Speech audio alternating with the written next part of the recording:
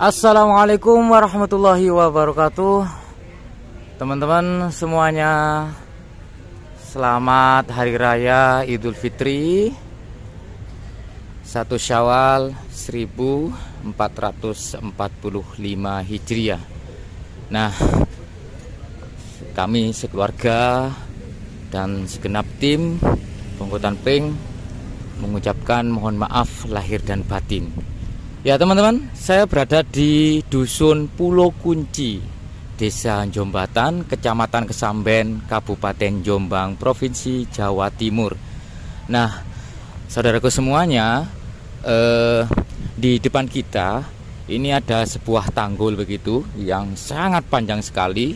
Dan kalau kita coba untuk naik ke sini, di sini kita mendapati sungai terbesar di Jawa Timur, yaitu Sungai Brantas. Nah, kisaran di tahun 1991 ya, kisaran di tahun itu dibangunlah suatu dam begitu, suatu bendungan ya, yang unik sekali karena bendungan ini tidak permanen tetapi terbuat dari karet, sehingga tempat ini ya dinamakan Dam Karet. Nah, di beberapa waktu kemudian, beberapa tahun kemudian, ada mitos-mitos tertentu teman-teman.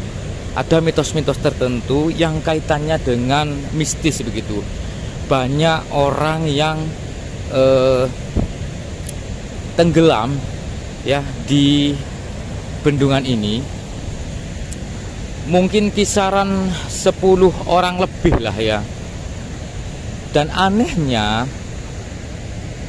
sebabnya itu ketika ada orang yang kesini, padahal yang dilihat, kalau kita melihat dari arus yang sangat deras ini ya, itu kan sudah dipastikan berbahaya begitu.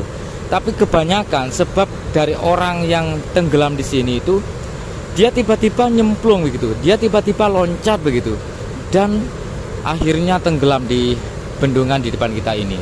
Saya mencoba untuk melihat lebih dekat lagi. Nah, di sini teman-teman ada tonjolan-tonjolan begitu ya.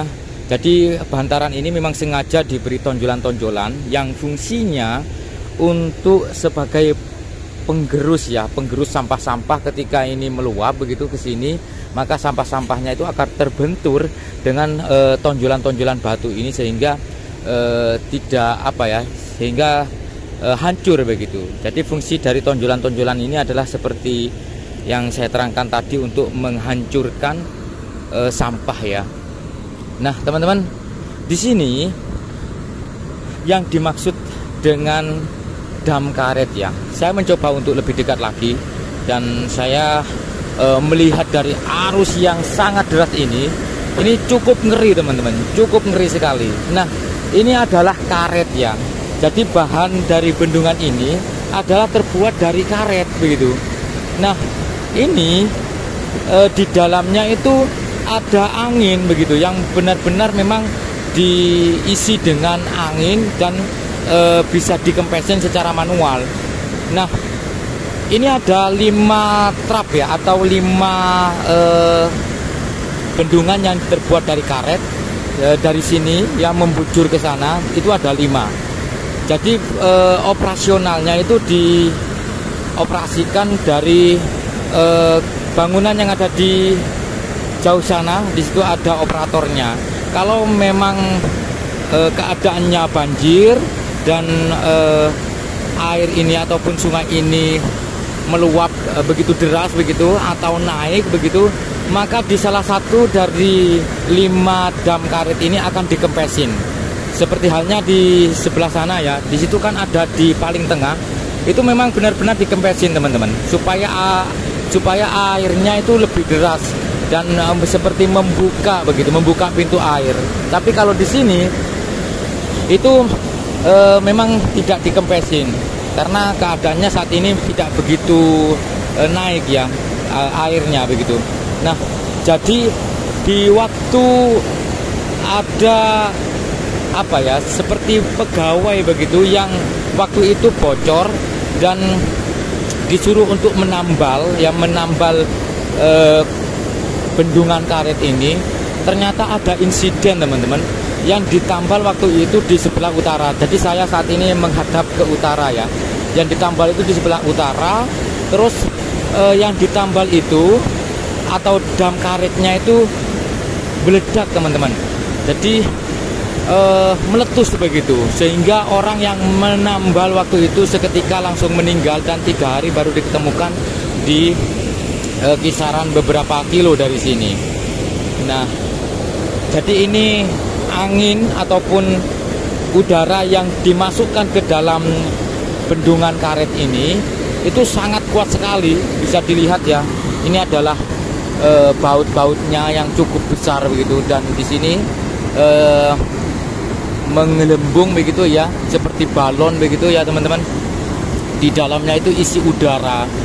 Jadi kalau di sini naik maka dikempesin untuk supaya airnya tidak meluap sampai ke pemukiman warga. Nah, ini terkenal dengan dam karet, dan untuk ikannya ya teman-teman, di sini tuh bau besar. Jadi tempat ini merupakan spot yang paling digemari oleh para pemancing begitu teman-teman. Nah, di situ juga ada tonjolan-tonjolan. Nah, di situ ada tonjolan-tonjolan batu yang fungsinya juga sama untuk supaya ketika ada sampah yang cukup besar seperti kayu ataupun ranting ataupun benda-benda yang cukup besar ya, sampah-sampah yang cukup besar, maka dia akan membentur sesuai dengan arus dari air tadi, membentur ke tonjolan-tonjolan batu sehingga pecah begitu. Nah, di tengah sana juga sama. Di tengah sana itu juga ada tonjolan-tonjolan batu untuk pemecah dari sampah-sampah teman-teman. Nah, bisa dilihat ya teman-teman, sampah-sampahnya ketika sudah berada di sini, dia seakan-akan itu sudah memutar ya, karena memang di sini ada arus yang memutar begitu. Nah, sampah-sampahnya hancur karena memang tergerus oleh tonjolan-tonjolan akibat dari tonjolan-tonjolan batu yang ada di sana. Nah, di situ kan ada tonjolan-tonjolan batu. Di situ ombaknya ya, sepertinya cukup besar ya, karena memang arus dari sungainya cukup kencang begitu. Jadi bayangkan kalau ada yang berani mencoba untuk mandi di sini, dipastikan akan tenggelam karena arus yang ada di depan kita itu memutar begitu. Ada suatu semacam kayak pusaran arus air begitu ya. Meskipun orang tersebut bisa berenang, kalau ada pusaran-pusaran seperti ini maka dia akan ketarik ke bawah. Nah, ini airnya sangat deras sekali karena kemarin itu juga hujan tapi tidak begitu deras hujannya. Tapi yang jelas dari apa yang saya lihat, kalau di bagian paling tengah, nah di situ paling deras sekali karena memang dam karetnya itu memang sengaja dikempesin oleh operator yang ada di bangunan yang ada di sana. Jadi ada 5 trap, ada 5 atau kalau nggak salah 6 ya, sekitar 6 karet ya, 6 dam karet dari sana. Nah, jadi ternyata setelah saya mendapatkan informasi tentang bangunan ini bukan merupakan bangunan dari peninggalan kolonial, tapi di kisaran tahun 90-an lah. Beberapa bulan kemarin, seperti yang saya dapat dari informasi warga, ada orang yang meninggal juga di sini, teman-teman. Seorang laki-laki yang tiba-tiba itu ya itu tadi seakan-akan apa ya, ketarik dari dimensi gaib mungkin, atau mungkin dia terbawa dari halusinasi dari keadaan ini begitu ya, karena memang mungkin merasakan sesuatu yang fantastis di sini sehingga dia benar-benar ingin berenang di sini dan nyemplung begitu, meloncat sehingga tenggelam. Nah, ada hal yang paling apa ya, cerita ini cukup terkenal, cukup fenomenal di tempat ini, yaitu di kisaran tahun 70-an itu ada rombongan pengantin, teman-teman. Rombongan pengantin yang waktu itu acaranya temu mantin dan nyebrang ya, karena di sana itu ada penyeberangan pakai perahu begitu. Tetapi waktu itu sudah diperingatkan oleh sesepuh sini, jangan nyebrang di hari ini dulu karena tempat ini dari dimensi goibnya sedang merayakan acara yang cukup besar, katanya gitu. Tetapi tetap bersikukuh untuk nyebrang sungai ini, dan terjadilah suatu insiden di mana semua rombongan dari pengantin tersebut tenggelam, teman-teman. Seakan-akan diputar oleh arus yang tiba-tiba menggulung dari perahu tersebut. Itu yang terjadi. Jadi kalau dari sisi penunggu gaibnya yang saya dapat dari informasi warga, di sini itu katanya itu ada buaya putihnya, teman-teman. Ada buaya putih yang itu merupakan sosok astral ya, mungkin siluman begitu, yang apabila ada orang yang mancing ataupun orang yang lagi cari ikan dengan menggunakan perahu, terus tiba-tiba dia melihat buaya tersebut, maka seorang pemancing ataupun orang yang mencari ikan dengan menggunakan perahu itu tiba-tiba itu rezekinya melimpah. Dia seakan-akan itu diberi atau dikasih ikan yang cukup banyak, tinggal ambil begitu. Itu yang terjadi. Bukan sesuatu yang diharapkan, tapi memang itulah yang terjadi dari mitos dari keberadaan tempat ini yang terkenal dengan dam karet ya.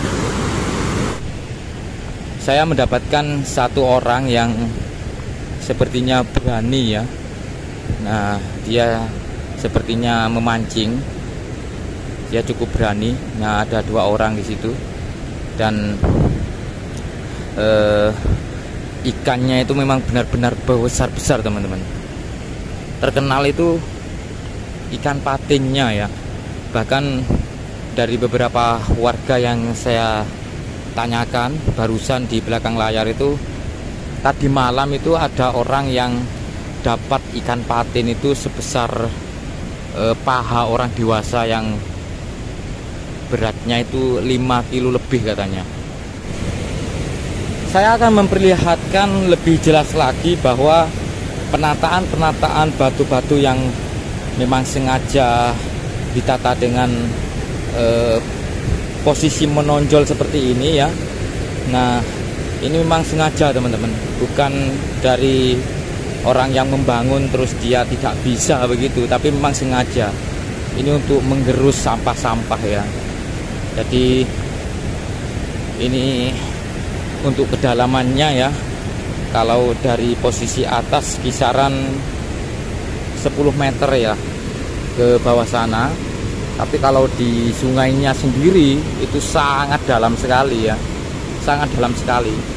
Nah, kalau sudah arusnya besar seperti ini, sudah jarang ada orang yang mancing karena memang cukup berbahaya.